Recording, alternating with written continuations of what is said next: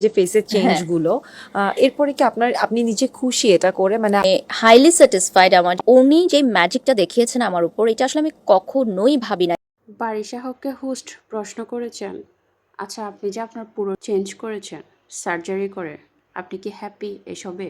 বারিশা হক উত্তরে বলেন, আমি ফুললি স্যাটিসফাইড, কারণ আমি আমার ফেস নিয়ে তেমন একটা খুশি ছিলাম না, যার কারণে আমি আমার শরীরের প্রতিটি অংশ পরিবর্তন করেছি এবং এসব নিয়ে আমি এখন অনেক খুশি, কারণ আমি আমার ইচ্ছে পূরণ করতে পেরেছি। কিন্তু বিশ্বাস করেন বারিশা হক, আপনি আগেই বেশি সুন্দর ছিলেন এবং আপনাকে আগে দেখতে বেশি ভালো লাগতো। বর্তমানে আপনাকে দেখলে সুন্দর তো দূরের কথা, কেমন জানি রোবট রোবট মনে হয়।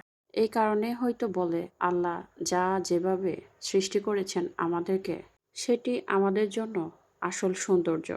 আল্লাহর দেওয়া সৌন্দর্যকে বিকৃত করলে কেমন যে লাগে দেখতে, তার উজ্জ্বল দৃষ্টান্ত হলো বারিশা হক। আগের বারিশা হকের সাথে বর্তমানের বারিশা হকের আকাশ পাতাল পার্থক্য। আগে বারিশা হককে দেখতে যতটা মিষ্টি লাগতো, এখন বারিশা হককে দেখতে কেমন লাগে সেটা না হয় নাই বললাম, কারণ অনেকেই জানেন উনাকে দেখতে বর্তমানে কেমন লাগে, কার মতো লাগে।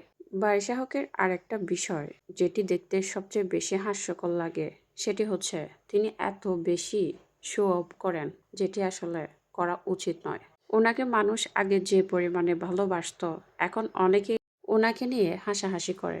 আসলে সত্যি কথা বলতে, কোনো কিছু যখন মানুষ অতিরিক্ত করে ফেলে, তখন সেটি আর মানুষ ভালোভাবে নেয় এত দূর, সে জিনিসের প্রতি আর মানুষের আকর্ষণ থাকে না।